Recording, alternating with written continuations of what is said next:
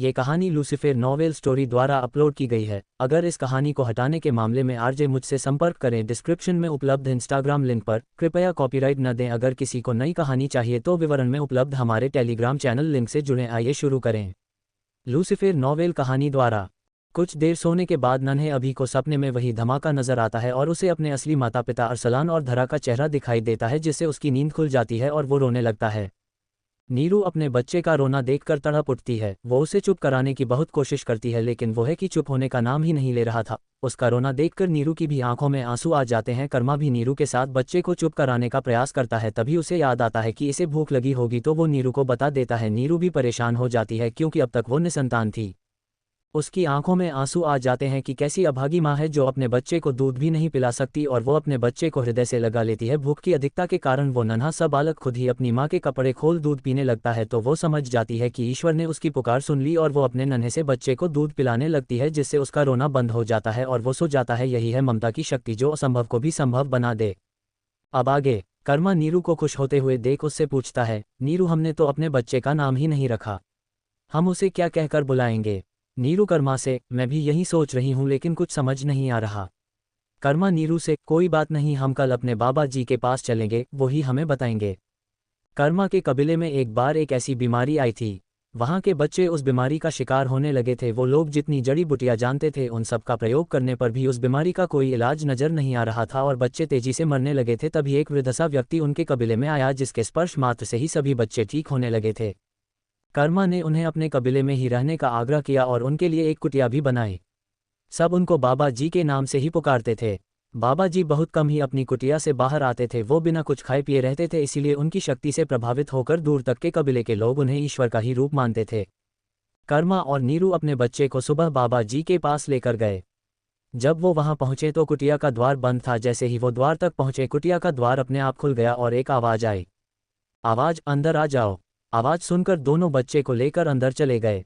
दोनों ने बाबाजी को प्रणाम किया और बच्चे को उनके चरणों में रखने लगे, तो बाबाजी ने उनको रोक दिया और बच्चे को अपनी गोद में ले लिया।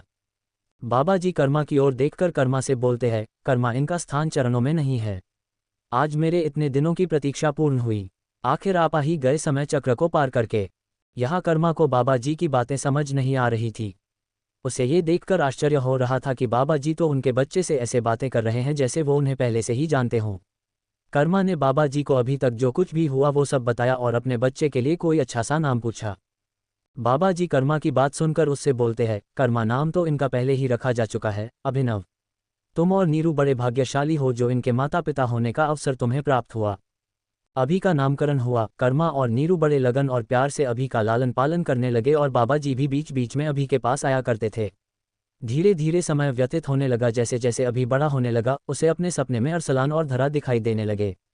सपने से जागने पर वो उनको अपने आसपास खोजने लगता। उसे ऐसा लगता है कि जिनको वो सपने में देखता है उनसे उसका कोई गहरा नाता है। 5 वर्ष की अवस्था तक पहुंचने तक अभी का मस्तिष्क बहुत विकसित हो गया था। वो कबीले के बाकी बच्चों से बिल्कुल अलग था। उसका ज़्यादा समय अब बाबा जी के पास ही गुजरने लगा। बाबा जी ने अभी की शक्ति जागृत करने के लिए अब उसे ध्यान करना सिखाना शुरू कर दिया और अभी भी बहुत जल्दी ही ध्यान में उतरने लगा। एक दिन ऐसे ही अभी बाबा जी की कुटिया के बाहर ध्यान में बैठा था, तभी वहां एक बहुत बड़ा तूफान आया। हवाएं जोर जोर से चलने लगीं। कबीले की घास फूस की बनी हुई कुटिया उस तूफान में तिनके की तरह उड़ने लगी। लोग अपने प्राणों की रक्षा के लिए यहाँ वहां भाग रहे थे। कर्मा और कबीले के अधिकतम पुरुष अपने परिवार के भोजन की व्यवस्था करने के लिए वन में गए हुए थे। नीरू को अभी का ख्याल आया और वो उस तूफान में अभी को ढूंढते हुए बाबा जी की कुटिया की तरफ चल पड़ी। उसे पता था कि अभी इस समय बाबा जी की कुटिया में ही होगा। तूफान में चल रही धूल भरी आंधी के कारण उसे आगे देखना मुश्किल हो रहा था। अभी वो कुटिया तक पहुंच ही पाती कि वही लगा हुआ एक बड़ा सा पेड़ उखड़कर नीरू पर गिरने वाला था। पेड़ को अपने ऊपर गिरते देख नीरू घबराकर लड़खड़ा गई और नीचे गिर गई। 5 वर्ष की अवस्था तक पहुंचने तक अभी का मस्तिष्क बहुत विकसित हो गया था। वो कबीले के बाकी बच्चों से बिल्कुल अलग था। उसका ज़्यादा समय अब बाबा जी के पास ही गुजरने लगा। बाबा जी ने अभी की शक्ति जागृत करने के लिए अब उसे ध्यान करना सिखाना शुरू कर दिया और अभी भी बहुत जल्दी ही ध्यान में उतरने लगा। एक दिन ऐसे ही अभी बाबा जी की कुटिया के बाहर ध्यान में बैठा था, तभी वहां एक बहुत बड़ा तूफान आया। हवाएं जोर जोर से चलने लगीं। कबीले की घास फूस की बनी हुई कुटिया उस तूफान में तिनके की तरह उड़ने लगी। लोग अपने प्राणों की रक्षा के लिए यहाँ वहां भाग रहे थे। कर्मा और कबीले के अधिकतम पुरुष अपने परिवार के भोजन की व्यवस्था करने के लिए वन में गए हुए थे। नीरू को अभी का ख्याल आया और वो उस तूफान में अभी को ढूंढते हुए बाबा जी की कुटिया की तरफ चल पड़ी। उसे पता था कि अभी इस समय बाबा जी की कुटिया में ही होगा। तूफान में चल रही धूल भरी आंधी के कारण उसे आगे देखना मुश्किल हो रहा था। अभी वो कुटिया तक पहुंच ही पाती कि वही लगा हुआ एक बड़ा सा पेड़ उखड़कर नीरू पर गिरने वाला था। पेड़ को अपने ऊपर गिरते देख नीरू घबराकर लड़खड़ा गई और नीचे गिर गई। अब आगे तभी उसने देखा कि वो पेड़ हवा में ही रुक गया है। फिर उसकी नज़र पास में खड़े अभी पर पड़ी, जिसका शरीर एक प्रकाश से चमक रहा था और उसने अपने हाथ को पेड़ की दिशा में उठा रखा था। जब अभी ने अपने हाथ को एक झटका दिया तो वो पेड़ दूर जाकर गिरा। नीरू बड़े आश्चर्य से अपने नन्हे से बच्चे का कारनामा देख रही थी। तभी अभी आगे बढ़कर नीरू के पास आया। अभी अपनी माँ से, माँ आप ठीक तो हो ना, आपको कोई चोट तो नहीं आई? नीरू अभी भी जमीन पर पड़ी हुई हैरानी से अभी को देख रही थी। अभी ने अपनी माँ का हाथ पकड़कर उसे उठाने की कोशिश की। तब उसे होश आया और उसने अभी को अपने सीने से लगा लिया। नीरू अभी से परेशान होते हुए बोलती है, मेरा बच्चा तू ठीक तो है ना? तुझे कुछ हुआ तो नहीं? और ये सब क्या था? ये सब कैसे किया तूने? अभी अपनी माँ को देखकर मुस्कुराते हुए बोलता है, हाँ माँ देखो मैं बिल्कुल ठीक हूँ, मुझे कुछ नहीं हुआ। नीरू अभी को लेकर खड़ी हो गई। तेज हवाएं अभी भी चल रही थी। अभी ने अब आकाश की ओर अपना एक हाथ उठाया और ऊपर की ओर देखने लगा और देखते ही देखते तूफान रुक गया। लेकिन तब तक तूफान कबीले को तहस नहस कर चुका था। उनके घास फूस के मकान तिनकों की तरह उड़ चुके थे।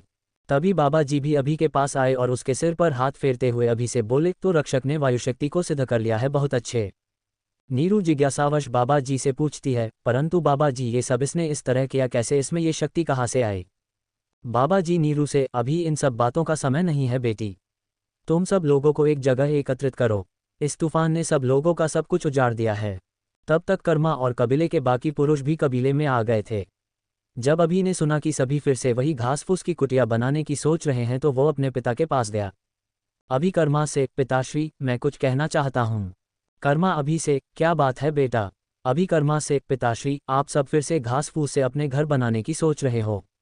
हमने देखा है कि हर साल ऐसा ही तूफान यहाँ आता है और सब कुछ नष्ट हो जाता है। ऐसे कब तक चलता रहेगा? हमें ऐसे मकान बनाने चाहिए जो तूफान में भी अटल रहे। हमें बार बार उन्हें बनाने की जरूरत न पड़े। कर्मा अभी से, अरे वाह, मेरा बेटा इतनी सी उम्र में कितना समझदार हो गया है। तुम बिल्कुल ठीक कह रहे हो बेटा, लेकिन हम कर भी क्या सकते हैं? हमारे पास घास और लकड़ी के अलावा है ही क्या? अभी कर्मा से, है पिताश्री, हम पत्थर के टुकड़ों और मिट्टी से मजबूत घर बना सकते हैं जो तूफान में भी खड़े रहेंगे। सब्सक्राइब कर लो दोस्तों, अगला पार्ट बस जल्दी अपलोड करूंगा। ये कहानी लूसीफर नॉवेल स्टोरी द्वारा अपलोड की गई है। आपका एक सपोर्ट मुझे अगले एपिसोड का लिए प्रेरित करेगा। नया एपिसोड अपलोड हो जाएगा। Please like share and comment for more episodes. फिर अभी ने उन्हें समझाया कि किस प्रकार वो पत्थर और मिट्टी से घर बना सकते हैं। अभी की समझदारी और ज्ञान देखकर सब आश्चर्यचकित हो गए और उसके अनुसार सबने मिलकर घर बनाए। अब वो कबीला एक गांव में बदल चुका था। अभी को सभी गांव वाले देवपुत्र मानने लगे। बाबा जी ने अब अभी को अपने शरीर के 5 कोश पर ध्यान लगाना सिखाना शुरू किया, जो 5 तत्वों से बने हुए थे। 1 अन्नमय कोश, पृथ्वी तत्व 2, प्राणमय कोश, वायु तत्व 3, मनोमय कोश, जल तत्व 4, विज्ञानमय कोश, अग्नि तत्व 5, आनंदमय कोश, आकाश तत्व। ऐसे ही निरंतर साधना करते हुए अभी बड़ा होने लगा। अपने ज्ञान के द्वारा उसने अब अनाज, फल, सब्जियां इन सब की खेती वहां के लोगों को सिखाई। उसने अपने ज्ञान और विज्ञान से कई शस्त्र का निर्माण किया, जैसे धनुष, बाण, तलवार। अभी ने कई प्रकार की धातुओं का प्रयोग लोगों को सिखाना शुरू किया। धीरे धीरे अब वो गांव नगर का रूप लेने लगा। लेकिन जब भी किसी की प्रगति होती है तो उसको हासिल करने के लिए उसके शत्रु की संख्या भी बढ़ जाती है। कुछ ऐसे भी कबीले थे जो अभी के गांव की तरक्की से कुछ सीखने के बजाय उस पर अपना अधिकार करना चाहते थे और उसके लिए योजना भी बनाने लगे थे। अपने उस डरपोक सरदार को भेजो। अभी को सभी गांव वाले देवपुत्र मानने लगे थे। बाबा जी ने अब अभी को अपने शरीर के 5 कोश पर ध्यान लगाना सिखाना शुरू किया, जो 5 तत्वों से बने हुए थे। 1 अन्नमय कोश, पृथ्वी तत्व 2, प्राणमय कोश, वायु तत्व 3, मनोमय कोश, जल तत्व 4, विज्ञानमय कोश, अग्नि तत्व 5, आनंदमय कोश, आकाश तत्व। ऐसे ही निरंतर साधना करते हुए अभी बड़ा होने लगा। अपने ज्ञान के द्वारा उसने अब अनाज, फल, सब्जियां इन सब की खेती वहां के लोगों को सिखाई। उसने अपने ज्ञान और विज्ञान से कई शस्त्र का निर्माण किया, जैसे धनुष, बाण, तलवार। अभी ने कई प्रकार की धातुओं का प्रयोग लोगों को सिखाना शुरू किया। धीरे धीरे अब वो गांव नगर का रूप लेने लगा। लेकिन जब भी किसी की प्रगति होती है तो उसको हासिल करने के लिए उसके शत्रु की संख्या भी बढ़ जाती है। कुछ ऐसे भी कबीले थे जो अभी के गांव की तरक्की से कुछ सीखने के बजाय उस पर अपना अधिकार करना चाहते थे और उसके लिए योजना भी बनाने लगे थे। अब आगे, अभी अब 16 साल का हो गया था और इन सालों में वो बहुत सी शक्तियों को जागृत कर चुका था। अरसलान और धरा कई बार उसे अपने सपने में दिखने लगे जैसे वो अभी को पुकार रहे हो कि मेरे बच्चे हमें यहाँ से निकालो। बहुत प्रयास करने पर भी वो पता नहीं लगा पा रहा था कि ये कौन है और उनसे उसका क्या संबंध है। उसने कई बार बाबा जी से भी पूछा तो वो भी यही कहकर टाल देते थे कि बेटा उचित समय आने पर तुम्हें सब पता चल जाएगा, प्रतीक्षा करो। अभी के प्रयत्नों से वो गांव अब एक छोटे से नगर के रूप में परिवर्तन हो गया था। जब जगह बड़ी हो जाती है तो उसकी व्यवस्था संभालने के लिए और लोगों की भी आवश्यकता होती है। कर्मा ने अपने नगर की व्यवस्था संभालने के लिए एक सभा संचित की जिनमें अलग अलग लोगों को उनकी योग्यता के अनुसार काम सौंपा गया। उनमें मुख्य 3 थे। प्रवरसन, इन्हें नगर की रक्षा का कार्य सौंपा गया। कीर्तिसेन, इन्हें नगर के विकास का कार्य सौंपा गया। प्रसाद, इन्हें स्वास्थ्य और चिकित्सा का कार्य सौंपा गया। अभी ने अपने ज्ञान से कई ज्योतिष और शस्त्र का भी निर्माण कराया था जिसमें बाबा जी ने उसकी सहायता की थी। धनुष, बाण, तलवार, मजबूत धातु से बने शूल। अभी की देखकर अब कई बच्चे बाबा जी से सीखने के लिए आने लगे और अब बाबा जी की कुटिया गुरुकुल में परिवर्तन हो गई थी। इनमें कई अभी के मित्र भी बन गए। बाबा जी के निर्देशानुसार अभी और उसके मित्र अस्त्रों और शस्त्रों से लड़ने का अभ्यास करने लगे, लेकिन ये पर्याप्त नहीं था। उन्हें किसी ऐसे योद्धा की आवश्यकता थी जो इन सब में पारंगत हो, परंतु वो इस समय असंभव था। किसी भी कला में बिना प्रयोग के चमक नहीं आती। अस्त्रों और शस्त्रों की अब तक कोई खास आवश्यकता नहीं हुई थी, जिसके कारण उसका अभ्यास भी साधारण तरीके से चल रहा था। आसपास के कुछ कबीले कर्मा को अपना सबसे बड़ा शत्रु मानने लगे थे। उनमें सबसे शक्तिशाली कबीला था जुम्बा कबीला। इस कबीले का सरदार जुम्बा बड़ा ही क्रूर, बिल्कुल किसी दैत्य के समान ही था। काला, मजबूत, विशाल शरीर, लगभग उस समय के लोगों से दुगुना, और लाल भयानक आंखें। उसका मनोरंजन का साधन भी बड़ा ही भयानक था। वो रोज 2 लोगों को लड़वाता था जिसमें हारने वाले को लाकर वो उसका मांस खाता था। जुम्बा कबीले की जनसंख्या भी बहुत बड़ी थी। जब से जुम्बा ने कर्मा और उसके लोगों की उन्नति के बारे में सुना था तब से उसका सुकून चला गया था। जुम्बा ने अब निश्चय कर लिया था कि वो किसी भी तरह कर्मा का स्थान हासिल करके ही रहेगा। उसने कर्मा के नगर पर रात के अंधेरे में हमला करने की योजना बनाई। यहाँ कर्मा के नगर में समय लगभग आधी रात का हो चुका था। सब गहरी नींद में सोए हुए थे। कर्मा, अभी और नीरू भी अपने घर में निद्रा की आगोश में सोए हुए थे। जुम्बा ने उसी समय बड़े बड़े पत्थरों और पेड़ों से कर्मा के नगर में हमला कर दिया। जुम्बा और उसके साथियों ने आधी रात को नगर में उत्पात मचाना शुरू कर दिया। जुम्बा अपने लोगों के साथ घरों को तोड़ते हुए आगे बढ़ने लगा। आधी रात को नगर में होने वाले शोर को सुनकर प्रवरसन भी अपने साथी लेकर जुम्बा को रोकने के लिए आ गया, परंतु जुम्बा की सेना ताकत और संख्या में उनसे ज्यादा थी। प्रवरसन और उसके साथियों को उनको रोकने में बहुत मुश्किल हो रही थी। प्रवरसन समझ गया था कि जुम्बा कर्मा को मारकर उसकी जगह लेना चाहता है, लेकिन वो मन ही मन ठान चुका था क्योंकि उसने कहा था कि चाहे कुछ भी हो जाए वो उनको कर्मा तक नहीं पहुंचने देगा। प्रवरसन अपने लोगों को लेकर तुरंत वहां से हट गया, जिसे देखकर जुम्बा बहुत खुश हुआ। जुम्बा हंसकर चिल्लाते हुए बोलत है, हा हा हा, आए थे मच्छर जुम्बा का सामना करने लेकिन अब भाग गए। हा हा हा, भाग जाओ और जाकर अपने उस डरपोक सरदार को भेजो जो ना जाने अब तक कहाँ छुपा बैठा है। यहाँ प्रवरसन एक कक्ष में सुरक्षित रखे हुए अभी के द्वारा बनाए गए धनुष बाण लेकर कर्मा के घर की तरफ जाने वाले रास्ते पर दोनों ओर पेड़ों के पीछे अंधेरे का सहारा लेकर छुपकर तैनात हो गए थे। जुम्बा जब अपने लोगों के साथ वहां तक पहुंच गया तो उसे अचानक सर्द की आवाज आए और अंधेरे में से बड़ी तेज गति से कई तीर अंधेरी जगह से निकलकर उनकी ओर बढ़े। जब तक वो कुछ समझता तब तक उसके लोग लहूलुहान होकर गिरने लगे और उनकी चीखें गूंजने लगी। जुम्बा अपने लोगों के साथ घरों को तोड़ते हुए आगे बढ़ने लगा था। आधी रात को नगर में होने वाले शोर को सुनकर प्रवरसन भी अपने साथी लेकर जुम्बा को रोकने के लिए आ गया था, परंतु जुम्बा की सेना ताकत और संख्या में उनसे ज्यादा थी। प्रवरसन और उसके साथियों को उनको रोकने में बहुत मुश्किल हो रही थी। प्रवरसन समझ गया था कि जुम्बा कर्मा को मारकर उसकी जगह लेना चाहता है, लेकिन वो मन ही मन ठान चुका था क्योंकि उसने कहा था कि चाहे कुछ भी हो जाए वो उनको कर्मा तक नहीं पहुंचने देगा। प्रवरसन अपने लोगों को लेकर तुरंत वहां से हट गया, जिसे देखकर जुम्बा बहुत खुश हुआ। जुम्बा हंसकर चिल्लाते हुए बोलता है, हा हा हा, आए थे मच्छर जुम्बा का सामना करने लेकिन अब भाग गए। हा हा हा, भाग जाओ और जाकर अपने उस डरपोक सरदार को भेजो जो ना जाने अब तक कहाँ छुपा बैठा है। यहाँ प्रवरसन एक कक्ष में सुरक्षित रखे हुए अभी के द्वारा बनाए गए धनुष बाण लेकर कर्मा के घर की तरफ जाने वाले रास्ते पर दोनों ओर पेड़ों के पीछे अंधेरे का सहारा लेकर छुपकर तैनात हो गए थे। जुम्बा जब अपने लोगों के साथ वहां तक पहुंच गया तो उसे अचानक सर्द की आवाज आए और अंधेरे में से बड़ी तेज गति से कई तीर अंधेरी जगह से निकलकर उनकी ओर बढ़े। जब तक वो कुछ समझता तब तक उसके लोग लहूलुहान होकर गिरने लगे और उनकी चीखें गूंजने लगी थी। अब आगे जुम्बा को कुछ समझ नहीं आ रहा था, वो तो इसे जादू ही समझ रहा था। उसके साथियों में मौत का खौफ आ गया। उन्हें समझ ही नहीं आ रहा था कि वो किसका सामना कर रहे हैं। तीर फिर से चले पर जुम्बा ने इस बार उन तीरों की दिशा देख ली थी कि वो कहाँ से आ रहे हैं। उसने अपने एक साथी की वही पड़ी लाश को अपने आगे उन तीरों से बचने के लिए कर दी। प्रवर्सन के पास जितने भी तीर थे वो चला चुका था और उसने लगभग जुम्बा की 1/4 सेना समाप्त कर दी थी। जुम्बा ने देखा कि अब तीर चलना बंद हो गए हैं तो अपने हाथ में पकड़ी हुई अपने एक साथी की लाश को तीर जहां से आ रहे थे उस दिशा में पूरी ताकत से फेंक कर मारी। वो लाश बड़ी तेजी से प्रवर्सन के एक साथी को बड़ी जोर से लगी जिससे वो चीखते हुए दूर जाकर गिरा। सामने अंधेरे में से आती हुई चीख की आवाज़ सुनकर जुम्बा समझ गया कि ये कोई जादू नहीं था, ये वहां छुपे हुए शत्रु का काम था। जुम्बा अपने लोगों से, साथियों अब घबराने की कोई ज़रूरत नहीं है, आगे बढ़ो। ये कोई जादू नहीं है, हमारा दुश्मन अंधेरे में छिपकर वार कर रहा है।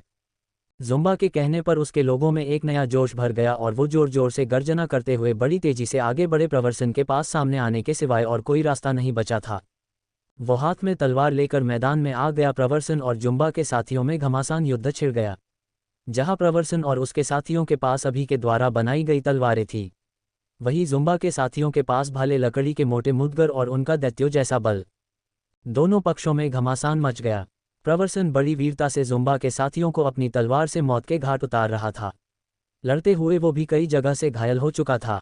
प्रवर्सन ने देखा कि जुम्बा बड़ी निर्मलता से उसके साथियों को मार रहा है तो वो तलवार लेकर फुर्ती से जुम्बा की तरफ दौड़ा।